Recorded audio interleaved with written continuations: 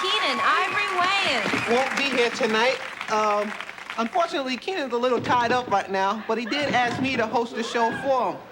Let me introduce myself. My name is Sean Wayans, better known as DJ SW1. I'm the second youngest and probably the most talented one of the Wayans family. Because of that, there's gonna be a couple of changes. Paul?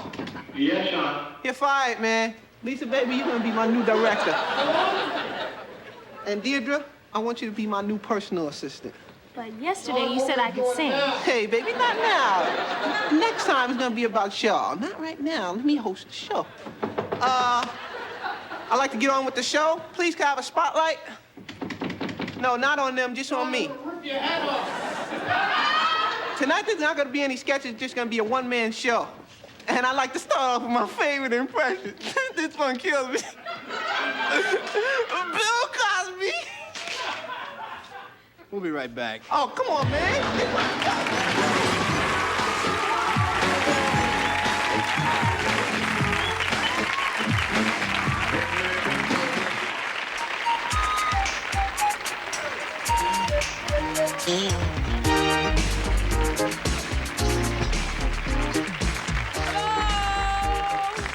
Hello?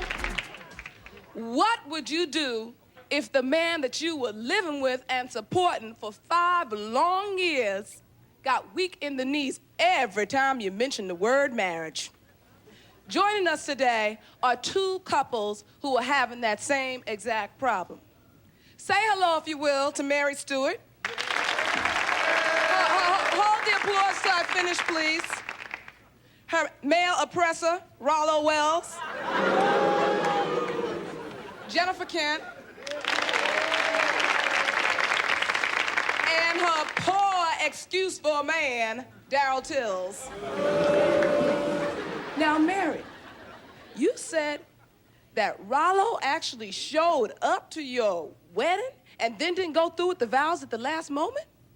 Oprah, I was totally humiliated. I mean, look at him.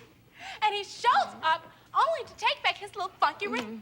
That's the only reason why he came. Now, let me tell you what really happened, right? Shut up. Shut up, man. Don't interrupt the girl. Thank you. Well, I could have died. I mean, my whole family was there. They never even believed I was gonna get married. I had a new dress.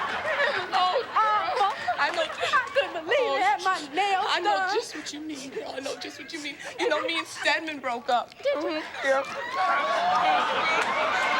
He said that he can't commit to marriage. I know. He said that he's not ready to spend the rest of his life with me. He certainly can't spend my money, though.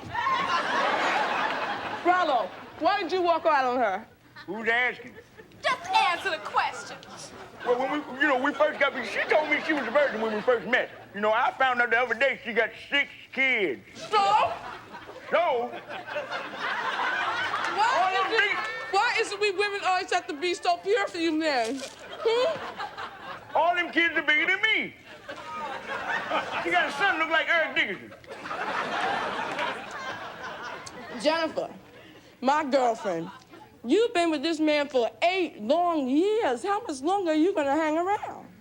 Well, it's hard when you put a relationship together and you put all of your time into it, and it's okay. I don't. In other words, homeboy's still throwing down in the bedroom.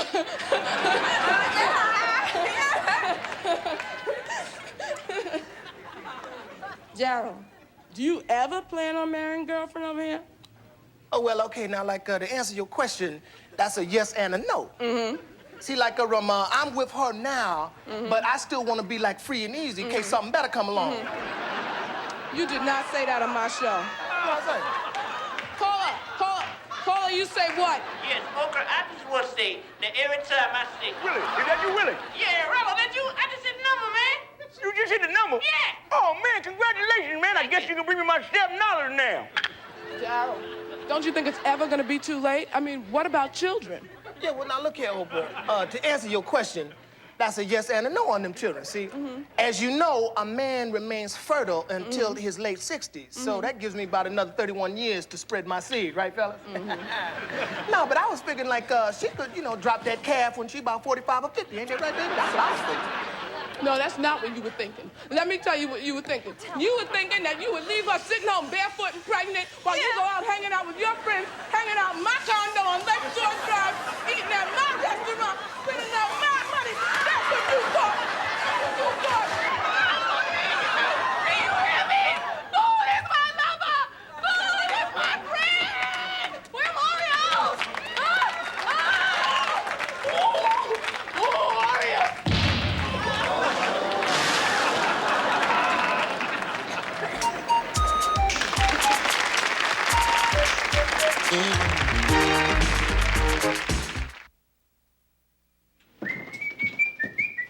Hi, honey. You're mighty chipper this morning. Oh, why shouldn't I be? Got my old job back. Oh, I can't wait to get back out to sea. I'm so proud of you. I made you a big breakfast. Dig in. Great. Listen, honey, I just want you to know I think it's wonderful the way you stuck by me through this whole thing. Well, I stuck by you, Sam, because I believe in you. I know you. Oh, they made you out to look like such a klutz, such a moron. The media really took advantage of you. After all, it wasn't your fault that your tanker hit that reef and leaked all that oil. Just because you're the captain doesn't mean you should be responsible for every little thing that happens to your ship. And when the tanker did start leaking, well, the company did just what they were supposed to do. They laid down a containment boom. That's what any rational group would do. How are they supposed to know the spill was too big to be contained? They were just doing what they thought was right. So they did the next logical thing. What was that? They poured absorbent material on the spill to soak it up. Are you okay, honey? Yeah, just getting a coffee. Yeah, that absorbent material was a great idea. Too bad it just made a bigger mess. If they really turned the tide when they decided to burn it off, that was brilliant. Sometimes that's the only thing that'll work. It's the cleansing power of flame. You just have to burn off what you can and let Mother Nature take care of the rest through evaporation. Hell's bells, in 100 years or so, they'll never know there was a silly little spill at all. No, I think you're right, hon. We did good. You sure did. I'm so proud of you, Sam. Goodness, look at the time. There's a fresh tanker of crude in the harbor, mister, and it's got your name on it. I love you. Bye. Don't forget your lunch. Oh, yeah. Got it. Coming this fall, it's the Exxon family. Nobody's perfect.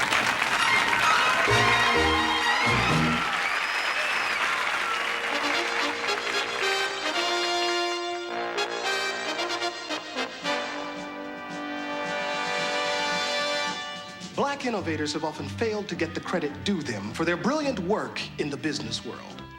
In 1975, entrepreneur Kelvin Thompson was employed at a gas station in Detroit. He was working one sunny afternoon when a customer drove up in a big blue sedan. Hey, buddy, can I get a little gas over here? Thompson had a moment of inspiration and said to the customer, Get it your damn self. So today we salute Kelvin Thompson, inventor of the self-service gas station. I'm David Allen Greer, and this has been another great moment in Black history.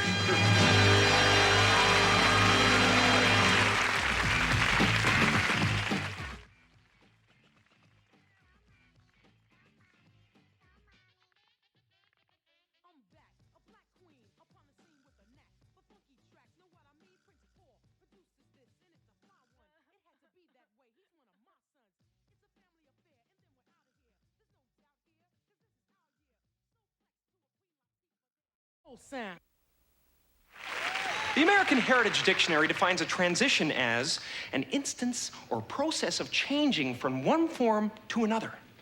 So this is one transition.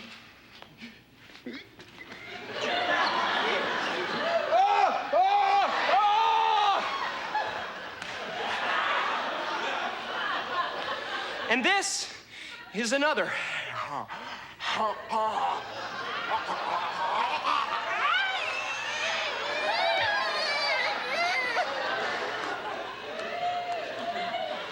But this, my friends, is my favorite transition of all.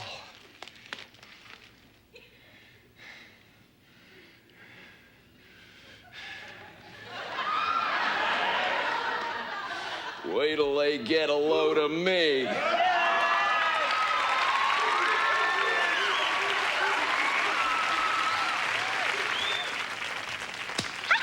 Jim is fabulous. He must be eating green eggs and ham. Hey, I'm downtown Julie Brown with you, rocking it uptown, downtown, and upside down, and every place else in between. We've got some great music coming your way. The new tune from that hot little sneaker commercial, something else from a little beer commercial. But right now, I got a little treat for you. Miss Whitney Houston in her world premiere video, The Rhythmless Nation. Check it out. Pump it up.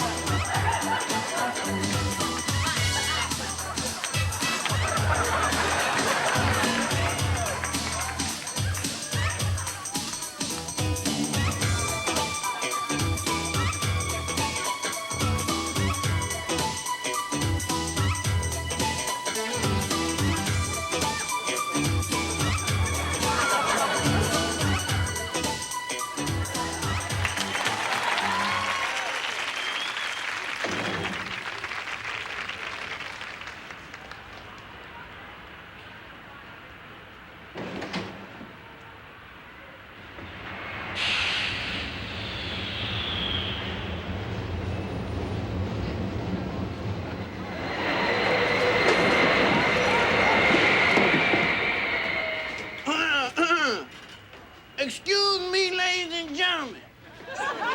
Please do not be alarmed. There seems to be some sort of system malfunction here.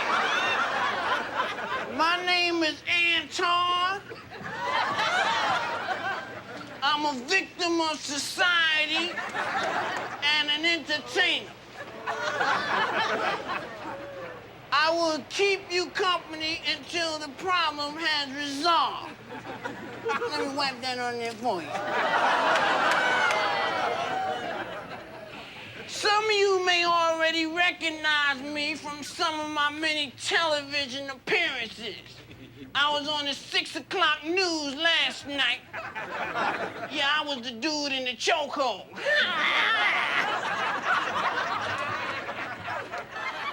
Is this thing on? Hey, I know what you guys like. You want to hear some impressions? All right, here's one. This is Elvis Presley if he was alive today. Hey, get me out of here. I ain't dead yet. Somebody dig me up. The king, ladies and gentlemen. The king.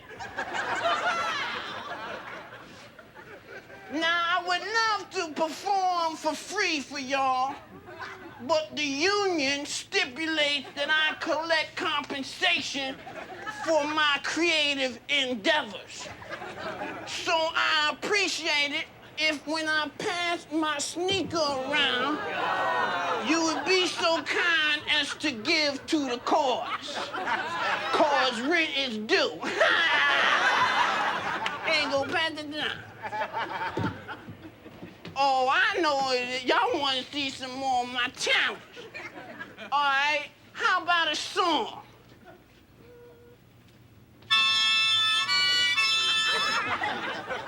Give it up for the band, ladies and gentlemen. Maceo and the gang. You got what I need. And they say she's just a friend, not a cousin. Say she's just a friend.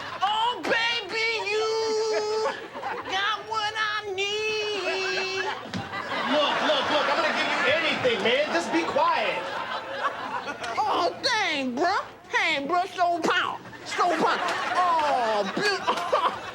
Y'all too kind. Ow, that hit me in my head. I'm getting off at the next stop. Me too. I'm sorry, passengers, but we will be delayed for several more minutes. Please excuse us for the inconvenience. Oh, ladies and gentlemen, I'm happy to announce that show number 2 has just begun. I'd like to recite a sequelicy, if I can. To be or not to be, that always confused me.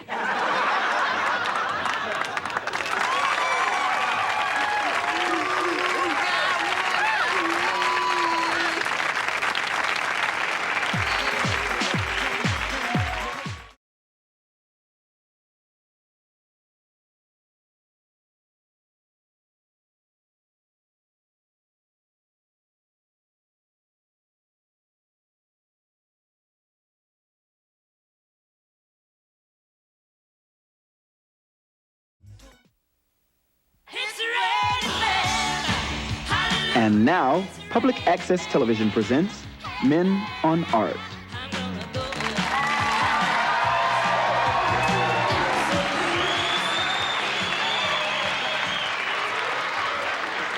Hello, I'm Blaine Edwards. And I'm Antoine Merriweather. And welcome to Men on Art, the show that looks at great art from the past and present. From a male point of view. Yes, the first little piece we'd like to discuss... don't forget our sponsor. What? Don't forget our new sponsor. Oh, good golly, Miss Molly, that's right.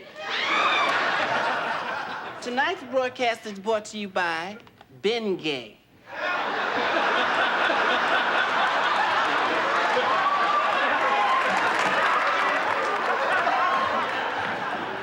I ain't gonna touch it. Ben did. As I was saying, our first piece we're going to discuss is Rembrandt's The Night Watch. This is so nice to see male bonding. See how they all dressed up with the swords and acting butch, but they still together. Here. Our next piece we're going to discuss is Leonardo da Vinci's Mona Lisa. Hated it. Where are Miss Mona's eyebrows? Tell me. Yes, I think somebody went a little tweezer crazy. You better stop. Look who's talking. Oh, don't hate me because I'm beautiful. And this little thingy over here, that's Botticelli's Birth of Venus. Hated it. And now we come to Andy Warhol's portrait of Marilyn Monroe. Oh, I wish I was still a blonde. Yeah, and Dorothy wish she could go back to Kansas. I have just 2 words to describe this. Gorgeous. I have to disagree. Marilyn was nothing but a slut. I mean, 2 Kennedys and a mafioso, that trash was working overtime. Oh, you are so wrong. Miss Marilyn was the last true diva. Oh, you know I used to do in my nightclub act, An Evening with the Stars. With hairy legs. Now, don't go there. I'm sorry, Twan.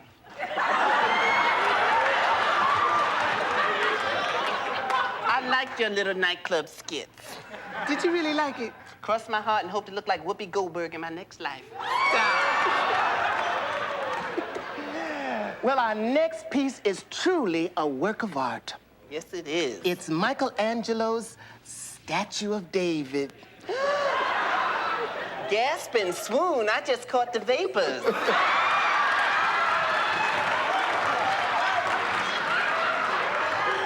Now, this is art. Yes, it is. And little David is working that bow tie. You know that was my idea. Yes. We're going to have to give this one 2 snaps up in a circle.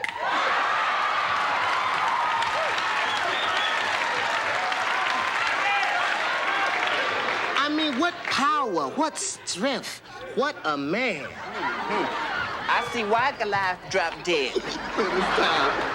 Well, it looks like we're just about out of time. Join us next week when we'll be looking at Gainsborough's The Blue Boy. And this David again. You better hurry.